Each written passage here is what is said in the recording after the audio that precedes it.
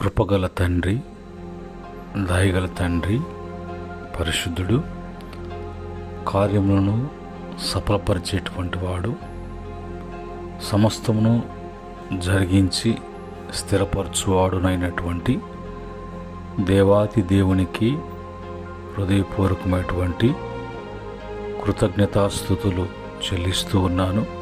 అలాగనే ప్రతిదినము ఉదయకాలము మరి జరుగుతున్నటువంటి కృపావాక్య ధ్యానముల్లో పాలుపంపులు కలిగి ఉంటూ ఆ వాక్యాన్ని అనుసరిస్తూ ప్రభు యొక్క బిడలుగా జీవిస్తున్నటువంటి ప్రతి బిడ్డకు కూడా ప్రభు పేరిట శుభములు, ప్రభు పేరిట వందనములు చెల్లిస్తున్నాను.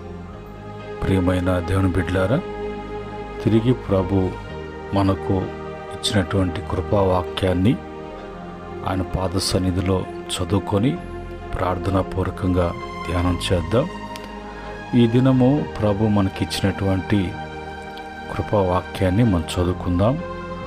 ఆదికాండము 24వ అధ్యాయము 50వ వచనములో ఉన్నటువంటి మాటను మనము చదువుకుందాం.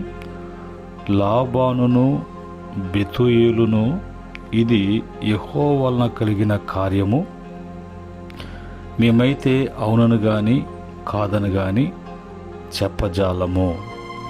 పరిశుద్ధుడైనటువంటి మా తండ్రి, ప్రేమగలిగినటువంటి మా రాజా, ఈ సమయంలో మీరు మాట్లాడండి. మీ నోటి నుంచి కృపావాక్యము నాయనా మాకు అందించండి. మీ దాసుని మరుగుపరిచి ఈ మాటలు ప్రతి ఒక్క ఆత్మ బలపడటానికి, ప్రతి బిడ్డ కూడా ఆత్మీయులుగా నీలో ఎదగటానికి మీ యొక్క బలమైనటువంటి కార్యములను చూడుటకు కృప దయచేయమని యేసుక్రీస్తు నామములో అడిగి వేడుకుంటున్నాము తండ్రి, ఆమేన్. ప్రియమైన దేవుని బిడ్డలారా, ఈ సమయంలో మనం చదువుకున్నటువంటి మాటలలో అబ్రహాము తనకు ఒక కుమారుడు, అతనుకు వివాహ సమయం, ఆ వివాహము జరిగించవలసినటువంటి ఆ వయసు వచ్చినప్పుడు మరి అబ్రహాం గారు తను ఉన్నటువంటి మరి ఆ ప్రాంతంలో కాకుండా తన యొక్క పితరులు ఉన్నటువంటి ఆ స్థలంలో నుంచి తన ఇంటికి కోడలను తన కుమారునికి భార్యగాను చేసుకోవటానికి తన యొక్క దాసును పంపించినప్పుడు మరి ఎట్లాగ వెళ్ళాలా, ఏ ఊరు అనేది అర్థం కానిటువంటి పరిస్థితి. అయితే ఆ సమయంలో ప్రార్థనాపూర్వకంగా దేవుని సన్నిధిలో నుండి అబ్రహాము ఒక మాట అంటారు. నేను ఎవరి సన్నిధిలో నుండి మాట్లాడుతున్నానో ఆయన నీకు ముందుగా వెళ్తారు, నీ మార్గమును సరళం చేస్తాడు. ఎవరినైతే మరి ఇస్సాకుకు భార్యగా ఏర్పాటు చేశారో ఆ స్థలానికి ప్రభువే తీసుకెళ్ళి సమస్తమును కూడా ఆయన నీకు చూపించి కార్యాన్ని ప్రభువే జరిగిస్తారు, తిరిగి నువ్వు క్షేమంగా వస్తావు అన్నట్టుగా అతను ధైర్యపరిచి పంపించినప్పుడు విశ్వాసులకు తండ్రి కాబట్టి ఆయన విశ్వాసాన్ని బట్టి దేవుని సన్నిధి ఆ ఎలియాజరుకు తోడుగా ఉండి పంపించినప్పుడు మొత్తానికి అతను మనసులో అనుకున్నటువంటి ఈ సూచనలు జరగాలి, అందును బట్టి నా యజమానుడు ఆరాధిస్తున్నటువంటి ఆరాధ దైవమైనటువంటి దేవుడు, ఆయన కార్యములు ఇవి అని ఇలాగా జరిగితే ఆయన కార్యములు అని నిర్ణయించుకున్నారు. ఆ సమయంలో ఆ స్థలానికి వెళ్ళారు. ఎవరైతే ఇస్సాకుకు భార్య అన్నటువంటి తలంచారో ఆమె కనిపించటం, అన్నీ కూడా మాట్లాడుకొని అంతా కూడా సంతోషంగా, మరి అందరూ కూడా ఆనందం అనిపించింది. ఆ సమయంలో మరి అబ్రహాం దాసుడు, ఇప్పుడు మీరు చివరగా మీ యొక్క విషయాన్ని చెప్పండి, మరి పంపించటం కానీ పంపించకుండా పోవడం కానీ ఎలాగ అనుకుంటున్నారు, ఎలాగ చేయాలో అదైనా చెప్పండి, ఇదైనా చెప్పండి అన్నట్టుగా వారితో ముక్కుసూటిగా మాట్లాడినటువంటి సమయంలో వారు అన్నటువంటి మాటలు, ఆ యొక్క రిబ్కా తల్లిదండ్రులు అన్నటువంటి మాట ఏంటంటే, ఇది మా వలన జరిగినటువంటి, మా వలన కలిగేటువంటి కార్యం కాదు, ఇది దేవుని వలన కలిగేటువంటి కార్యము, దేవుడే ఏర్పాటు చేసినటువంటి దినము, ఆయన కార్యం కాబట్టి మేమైతే అవునని కానీ కాదని కానీ ఏమి కూడా చెప్పజాలం, ఎందుకంటే కార్యము దేవునిదై ఉన్నది, ఇది దేవుని కార్యము అన్నట్లుగా వాళ్ళు గొప్పగా ఆ యొక్క మాట అనడం జరిగింది. ఈరోజు మన జీవితాల్లో కూడా ఎన్నెన్నో కార్యాలు తలపెడుతూ ఉంటాం, కానీ అందులో మనము ఆ కార్యాలలో విజయం చూడలేక ఆ కార్యాలు జరగనప్పుడు ఎంతో ఆందోళన చెందుతూ ఉంటాం. అయితే ఆ కార్యాలు అనేది ఎవరు చేయాలి, కార్యము జరిగించువారు ఎవరు అంటే దేవుడే, సృష్టికర్త అయినటువంటి దేవుడే కార్యాలను జరిగించువాడు.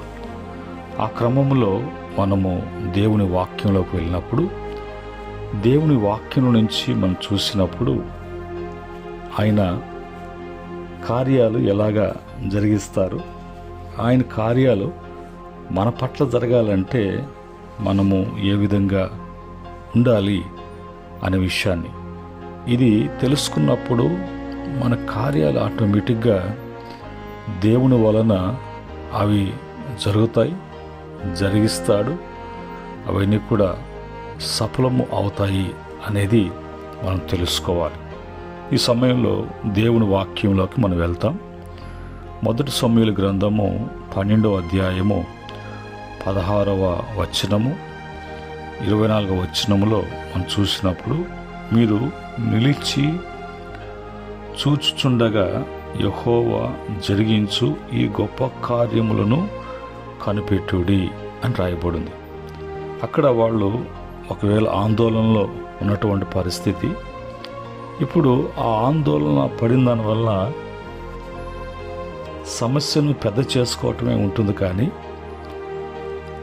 దానివలన నెమ్మదిని, మనశ్శాంతిని పోగొట్టుకొని మరి వాళ్ళ ఒక విధమైనటువంటి ఒత్తిడికి గురి కాకుండా ఎప్పుడైనా కూడా ఎలాగుండాలి అంటే మరి మౌనంగా నిలిచి ఉండి ఆయన జరిగించేటువంటి కార్యముల కొరకు కనిపెట్టాలి.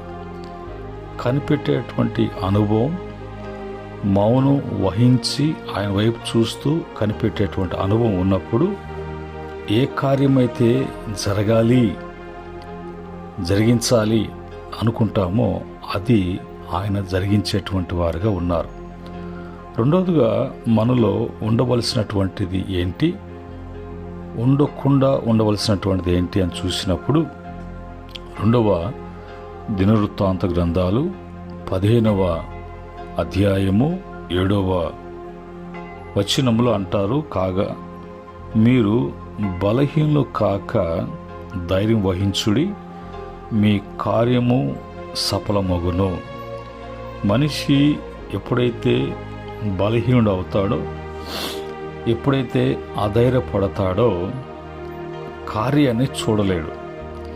కనుక ఏ విషయములో బలహీనలు అవుతున్నారు, ఒకవేళ మన బలహీనపరచబడేటువంటి కార్యాలు ఏమైనా ఉన్నాయా, అలవాట్లు ఉన్నాయా, అలాగా బలహీనపరిచేటువంటి వాటి విషయంలో బలహీనలు పడకుండా ఎప్పుడు కూడా ధైర్యం వహించాలి. ఎందుకంటే కార్యము దేవునిది, కార్యమును సఫలపరిచేవాడు ఆయన ముందు బలహీనలు కాకుండా, అధైర్యపడకుండా మరి ధైర్యం వహించినప్పుడు దేవుని కార్యాలను చూడగలం. కనుక మనం బలహీనపరిచేటువంటిది, మనం ఎందులో బలహీనలు అవుతున్నామో వాటిని జాగ్రత్తగా గమనించి బలహీనలు కాకుండా చూసుకోవాలి.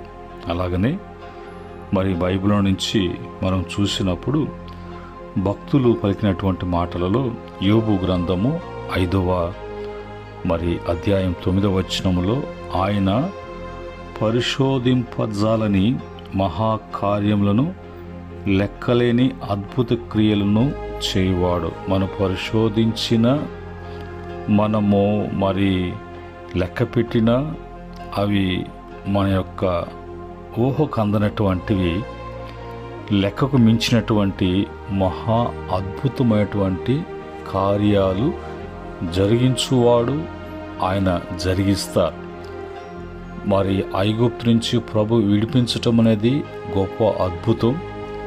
అక్కడి నుంచి వాళ్ళు ఎర్ర సముద్రం దాటడం కానీ, వారి నీటి కొరకు వారు ఆశించినప్పుడు, వారు ఆహారం విషయంలో ఆలోచన చేసినప్పుడు, వాళ్ళ ప్రయాణముల్లో వాళ్ళు కొనసాగిస్తున్నప్పుడు దేవుడు వారి పట్ల చేసినటువంటి కార్యాలు ఉన్నటువంటి ఆ యొక్క చుట్టూ ఉన్నటువంటి దేశాలలో అనేక మంది ఆశ్చర్యపోయారు.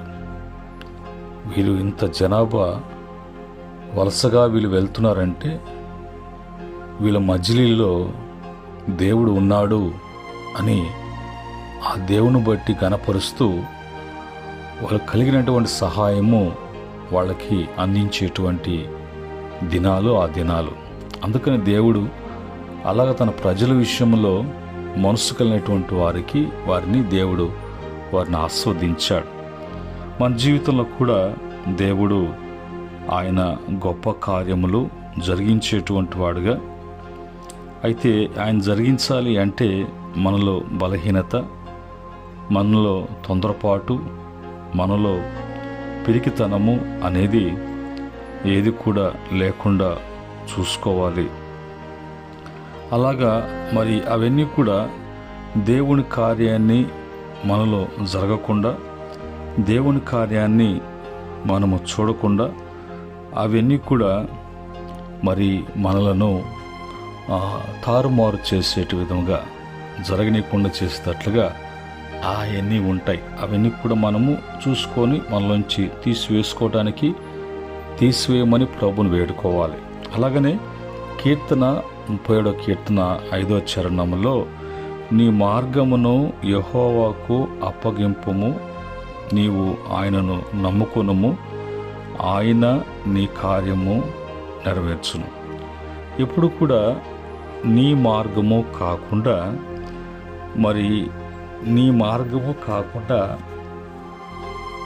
నువ్వు నడిచేటువంటి వాడు కాకుండా, నీ కాళ్ళ మీద నువ్వు నిలబడినట్లుగా కాకుండా, నీ మార్గం నడిచేటువంటి మార్గము ఆయనకు అప్పగించుకోవాలి.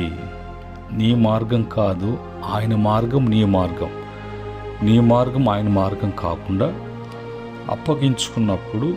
అప్పగించుకున్న నీవు ఆయన మీద ఉంచేటువంటి నమ్మకాన్ని బట్టి నీ కార్యాలన్నీ కూడా నెరవేరుస్తాడు. ఇది బైబిల్ చెప్పేటువంటి సత్యాలు, పరిశుద్ధమైనటువంటి బైబిల్ గ్రంథంలో నుంచి ప్రభు మాట్లాడుతున్నటువంటి ఆయన మాటలు.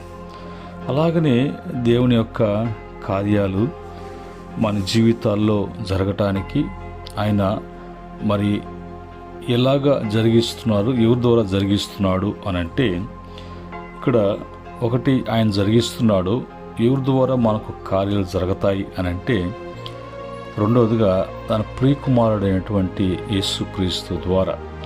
ఎందుకంటే ఎఫెసీ పత్రిక 1:3 ప్రకారంగా, తండ్రి అయిన దేవుడు స్తుతింపబడునుగాక, పరసంబంధమైనటువంటి ఆత్మ సంబంధమైనటువంటి ప్రతి ఆశీర్వాదము ఆశీర్వాదంతో కూడినటువంటి ప్రతి కార్యము కూడా యేసుక్రీస్తు ద్వారా మనకు ఆయన అనుగ్రహిస్తున్నాడు అని ఆ ఎఫెసీ పత్రికలో ఉన్నటువంటి మాట ప్రకారంగా యేసు ప్రభు వారు కూడా యోహాను సువార్త 8:29 ప్రకారంగా నన్ను పంపినవాడు నాకు తోడై ఉన్నాడు, ఆయనకిష్టమైన కార్యము నేను ఎల్లప్పుడూ చేయుదును కనుక ఆయన నన్ను ఒంటరిగా విడిచిపెట్టలేదని చెప్పాను. యేసు ప్రభువుని ఈ లోకానికి పంపించడానికి తండ్రి యొక్క కార్యాలు మన జీవితంలో నెరవేర్చబడటానికి, తండ్రి కార్యాలే చేయటానికి నేను వచ్చాను అని యేసు ప్రభు మీద తన యొక్క ఆత్మను ఉంచి ఆయన అనేకమైనటువంటి అద్భుతాలు, ఆశ్చర్యమైనటువంటి కార్యాలు, ఘనకార్యాలు మరి ప్రతి బిడ్డకు కూడా ఆ కార్యాలు తలుస్తున్నప్పుడు, చూస్తున్నప్పుడు ఎంత ఆశ్చర్యకరమైనటువంటి కార్యాలని ప్రభుని వాళ్ళు స్తుతించినటువంటి వారుగా ఉన్నారు. ఆ తర్వాత యేసు ప్రభు తర్వాత దేవుని కార్యాలు ఎవరి ద్వారా జరగటం ప్రారంభించబడింది అని అంటే అపోస్తుల కార్యము 2వ అధ్యాయము 43వ వచనంలో అప్పుడు ప్రతి వానికిని భయము కలిగెను మరియు అనేక మహత్కార్యములు సూచక్రియలు అపోస్తుల ద్వారా జరిగెను. 38-42 వరకు కూడా చూసినప్పుడు వారు యేసు ప్రభు పరలోకానికి ఆయన ఎత్తబడిన తర్వాత ఆ యొక్క పనిని కార్యాలను తన శిష్యుల ద్వారా, అపోస్తుల ద్వారా ఆ కార్యాలు దేవుడు జరిగించడానికి ఇష్టపడ్డారు. ఆ క్రమంలో అపోస్తుల కార్యము 6:8లో కూడా స్టెఫను దేవుడు యొక్క కార్యాలను జరిగించడానికి స్టెఫనును వాడుకున్నాడు. అలాగనే మన జీవితాల్లో కూడా ప్రభు కార్యం చేయటానికి ఆయన మరి ఇష్టపడుతూ ఉండగా మనము కూడా ఆశ కలిగి ఉంటాం. కానీ మన ఆశను మరి నెరవేర్చుకోవటానికి, మన ఆశలను నెరవేర్చడానికి, ఆయన కార్యాలు మన పట్ల జరిగించడానికి మనలో ఉండవలసినటువంటిది ఏమిటి, ఉండకుండా ఉండవలసినటువంటి ఏంటో మనం తెలుసుకున్నాం. అలాగే బైబిల్లో ఒక మాట ఎఫెసీ పత్రిక 1:12 ప్రకారంగా దేవుడు తన చిత్త ప్రకారమైన సంకల్పమును బట్టి మనలను ముందుగా నిర్ణయించి ఆయన యందు స్వాస్యంగా ఏర్పరిచెను. ఆయన తన చిత్తానుసారంగా చేసిన నిర్ణయం చొప్పున సమస్త కార్యములు జరిగించుచున్నాడు. కనుక మన జీవితంలో ఓటమి అనేది లేదు అనేది మనం గ్రహించాలి. మరి యేసు ప్రభు వారి తల్లిని గురించి కూడా ఆమె చెప్తుంది. లూకా సువార్త 1వ అధ్యాయము 49వ వచనం 40-48 వరకు కూడా వచనం చదివినప్పుడు అర్థమవుతుంది. అప్పుడు యేసు ప్రభు మరి తల్లి కన్యక అయినటువంటి మరియమ్మ ఆమె చెప్పినటువంటి మాట, సర్వశక్తిమంతుడు నాకు గొప్ప కార్యములు చేసెను. ఇక ఇది మొదలుకొని అన్ని తరముల వారును నన్ను ధన్యురాలని అందురు, ఆయన నామము పరిశుద్ధము అని ఆమె ఆ ఎలిజబెత్ను దర్శించినప్పుడు అక్కడ మరి ఆమె పలికినటువంటి మాటలు చూడండి. మనకు ముందున్నటువంటి పితరులు వాళ్ళ జీవితాల్లో దేవుని కార్యాలు ఎలాగా జరిగాయో మన జీవితంలో కూడా అలాగా ప్రభు తన కృపను బట్టి మనల్ని జ్ఞాపకం చేసుకొని ప్రతి విషయంలో కూడా ప్రభువే మన కార్యాలను జరిగించినట్లుగా, సఫలపరుచినట్లుగా మనము ఆయన యందు నమ్మకం ఉందాం. మనము మన మార్గాలు ఆయనకు అప్పగిద్దాం. ఏ విషయంలో కూడా అధైర్యపడకుండా, ఏ విషయంలో కూడా మనం బలహీనం కాకుండా ప్రతి విషయం కూడా ప్రభువే జరిగించినట్లుగా మనకు ప్రభు ద్వారానే ఈ కార్యం జరగాలి అన్నప్పుడు ఆయన అద్భుతమైనటువంటి మహత్తరమైనటువంటి ఆశ్చర్య కార్యాలు జరిగించేటువంటి దేవుడిగా, కార్యం సఫలపరిచే దేవుడిగా మన జీవితాల్లో ఉన్నారని మనం ముందుకు సాగటానికి ఈ మాటలను బట్టి ప్రభు ప్రతి బిడ్డ జీవితంలో గొప్ప కార్యములు జరిగించునుగాక. ఆమేన్. పరిశుద్ధుడైనటువంటి తండ్రి, కృపగలిగినటువంటి మా దేవ, ఉదయకాలపు కృపావాక్యంలో మీ కార్యాలు మా పట్ల ఏ విధంగా జరిగిస్తారో, జరగాలంటే మేము ఏం చేయాలో ఎలాగుండాలో తెలియచేశారు కనుక ఇందును బట్టి ప్రతి బిడ్డను బలపరచండి. ఈ వాక్యము ఎంతమంది బిడ్డలు వింటున్నారో వారి జీవితాలకు కూడా కార్యాలను జరిగించునాయన, గొప్ప విడుదల కలిగించండి. అలాగనే బిడ్డలకునైనా దినమంతట్లో వాళ్ళ యొక్క చేసేటువంటి పని బాటల్లో, కార్యాల్లో, ప్రయాణాల్లో మీ సహాయం అందించండి. సకలలోక పరిశుద్ధుల యొక్క సేవను తండ్రి దీవించి సఫలపరచమని యేసుక్రీస్తు నామములో అడిగి వేడుకుంటున్నాం తండ్రి, ఆమేన్. పరమ తండ్రి దేవుని ప్రేమ, కృప, సమాధానం మీకు మీ కుటుంబాలు కలిగిన యావత్తును సకలలోక పరిశుద్ధులకును ఆయన దాసులకును సదా తోడేవుని నడిపించునుగాక, ఆమేన్. పరమ తండ్రి యొక్క కృప ఎల్లవేళలా తోడై ఉండి అన్ని విషయాలకు కూడా సఫలపరచునుగాక, ఆమేన్.